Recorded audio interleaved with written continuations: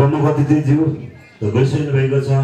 उहाँले आतिथ्य गरेर उहाँको पनि व्याख्यान जाने कार्यक्रम छ, त्यसको बावजुद पनि उहाँले हामीसँग सहभागी भएर बिदा भएर गइसक्नु भएको छ। आदरणीय अतिथिज्यू, त्यस्तै विशिष्ट अतिथि सोलुतुतुण्ड नगरपालिका योजना शाखा तथा न्यायिक समितिको उजुरी शाखाका प्रशासक अमृता कार्कीज्यू, त्यस्तै गौरट्याप सहकारी संस्थाको यस कार्यक्रमका आतिथ्य ग्रहण गर्न पाउनुभएका सोलुखुम्बु अटो व्यवसायी संघका अध्यक्ष मौजन थुलुङ राईज्यू, यस गौरट्याप सहकारी संस्थाका सल्लाहकार नरबहादुर कटवालज्यू, त्यस्तै आदरणीय सल्लाहकार छत्रबहादुर बस्नेतज्यू, त्यस्तै हाम्रो यस गौरट्याप सहकारी संस्थाका कार्य समितिका कोषाध्यक्ष सुरेन्द्र राईज्यू र यस कार्यक्रममा यो कार्यक्रमलाई सम्पन्न गर्नको लागि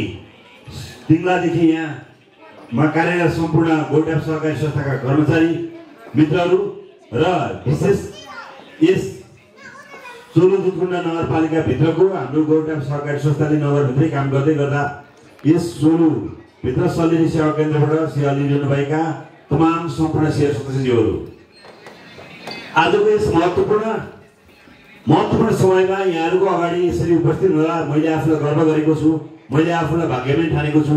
आज यो जुन स्टेजमा बोलिरहेको छु यो यहाँहरूकै छात्र सहयोगले सम्भव भएको, त्यसकारण यहाँ माइकले मात्र केही हुँदैन। आजको कार्यक्रमको सफल, यो कार्यक्रमको औचित्य, यो कार्यक्रमको महत्त्व, यो कार्यक्रमको अर्थपूर्ण बनाउने भनेको यहाँहरूको सहभागिता नै हो।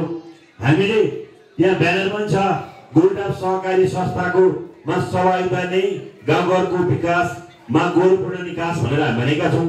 त्यसकारण हामीले चाहेर मात्र केही हुँदैन, सञ्चालकले अथवा एउटा व्यवस्थापकले अथवा एउटा चेयरम्यानले मात्र कुनै दृष्टिकोण राखेर त्यसलाई पूर्णता गर्नलाई, त्यो दृष्टिकोणलाई कार्यान्वयन एक्सनमा ल्याउनको लागि सहभागिता महत्त्वपूर्ण छ।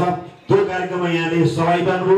आज गाउँको सहकारी संस्था अघि नै हाम्रो सल्लाहकार महोदयले भनिसक्नु भएको छ, 2052 सालमा स्थापित भएको सहकारी संस्था हामी गाउँदेखि उठ्दै आएर आज सोलुखुम्बु जिल्लाको सदरमुकाम यो हाम्रो जिल्लाको सहर हो, सबभन्दा ठुलो सहर हो।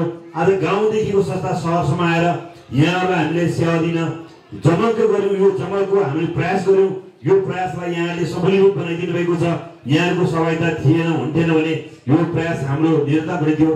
त्यसकारण यहाँले हामीलाई हातमा हात सहकारीको अर्थ सहकारी गर्न यहाँले हातमा हात काँधमा काँध हामीले विश्वास